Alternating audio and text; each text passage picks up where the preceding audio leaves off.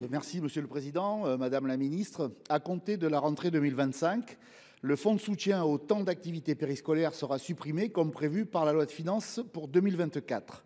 Sa disparition, si elle se concrétise, va considérablement impacter les communes qui ont besoin de ce financement pour assurer la soutenabilité financière des TAP. Or, à ce jour, aucune alternative n'est prévue pour les communes bénéficiaires.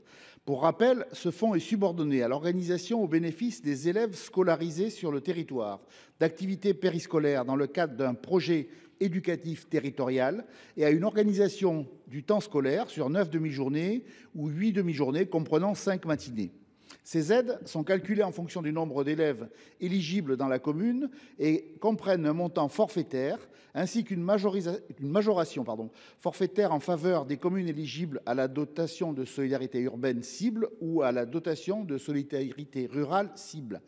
En Haute-Vienne, 4 communes, Nieul, Périllac, Saint-Gence et Vérac, ont maintenu, dans le cadre du plan éducatif de territoire 2024-2027, l'organisation sur 5 matinées.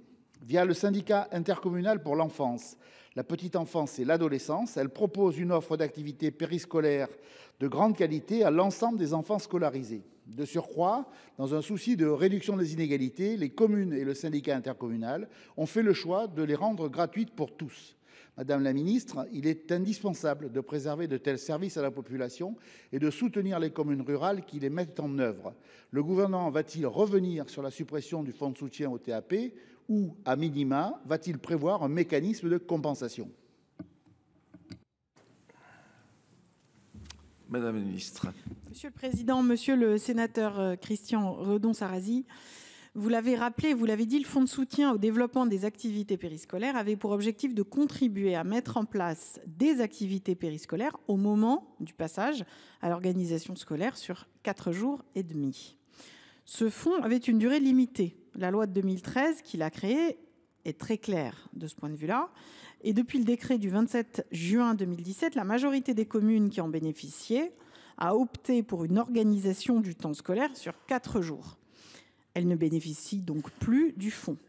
Et l'évolution est sensible car pour l'année scolaire 2016-2017, 20 000 communes, soit plus de 5 millions d'élèves en bénéficiaient pour un coût de 380 millions d'euros. Aujourd'hui, le nombre de communes bénéficiaires a été divisé par 20 et son coût a été divisé par 10 pour 37 millions d'euros.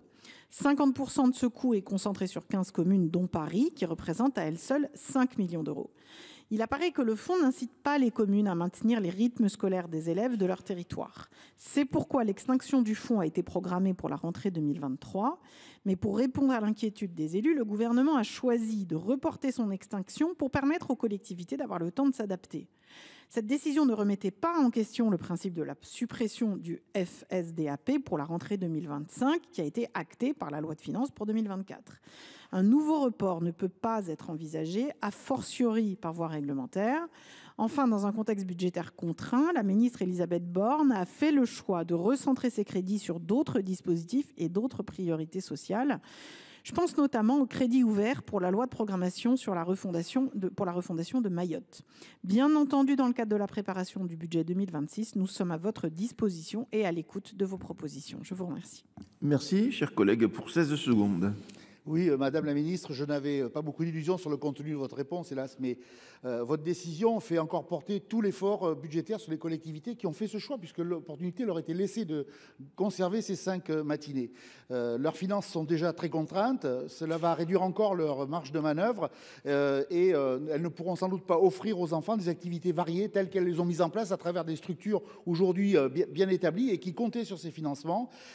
Et les enfants ne pourront pas ainsi bénéficier d'une émancipation culturelle dont ils sont parfois privés. Merci.